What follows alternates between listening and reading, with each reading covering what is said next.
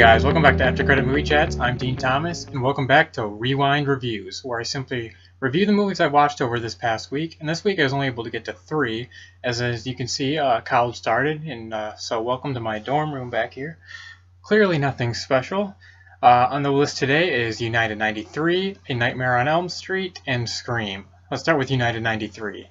Being that it was the 14th anniversary of 9/11, I decided to watch a movie I had never seen before, United 93, based on the passengers of Flight United 93 who fought back against the terrorists and were able to crash the plane that they assume was headed towards the White House. And say it's a gripping and emotional movie. The cast is almost completely unknown, although it was directed by Paul Greengrass, who you may know directed movies like The Bourne Supremacy, Bourne Ultimatum, and Captain Phillips, so it's really well directed. And there are some hard-hitting emotional moments in this movie. When the second plane hits the tower, the way he directs it, and it just goes silent, and you just see these people's reactions, and they can't believe it. It hits you pretty hard. And then also when the passengers are also all calling their families from the plane, just trying to tell them that they love them, and they'll see it and like goodbye, although the family members really don't know what's going on. It's pretty emotional stuff. And it's the way it's directed, kind of Paul Greengrass's signature shaky cam thing. And it works well in the confined spaces of the plane, and all the characters work really well. And they didn't make the terrorists even out to be the worst of people. You kind of saw their point of view a little bit. So it was a really compelling movie. I'm definitely glad I watched it. I would suggest everyone else watch it, especially around this time of year.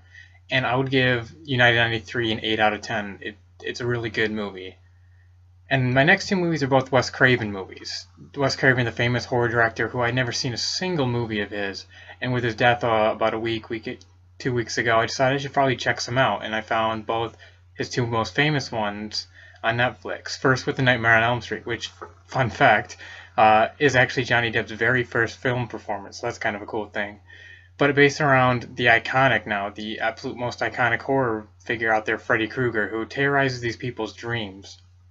And it turns out he was a child murderer, and he was burned alive and killed after living on this neighborhood street. And now he's come back to haunt these kids in their nightmares, and they sleep, and they realize what's happening in their dreams is actually starting to come to fruition in real life. They'll wake up with marks, and suddenly kids are dying, and they really can't explain why.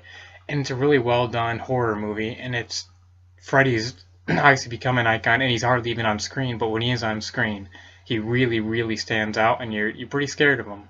And I don't do a lot of horror movies. I just don't find them interesting.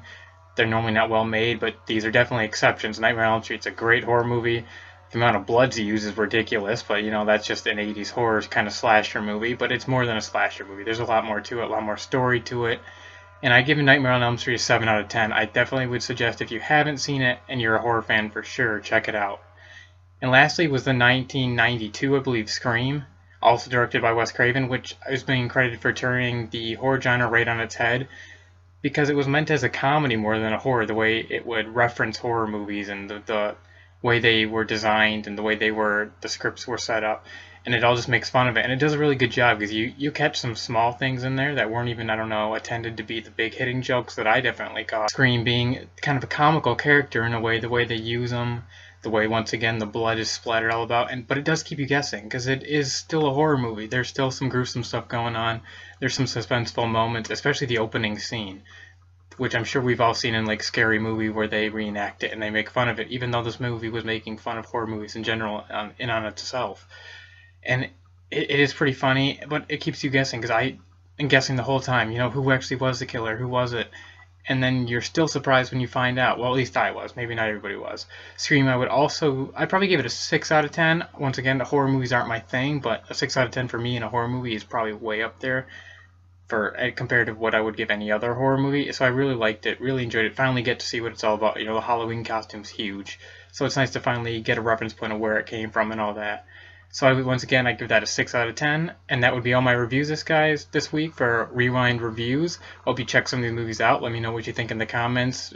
Check out our Twitter page. Tweet me there your thoughts on these movies. Do you agree, disagree with my thoughts on them, my score out of 10? At AC Movie Chats on Twitter, as I was just referencing.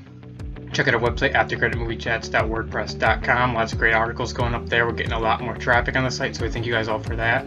Let your friends know, spread the word, and thanks for watching Rewind Reviews.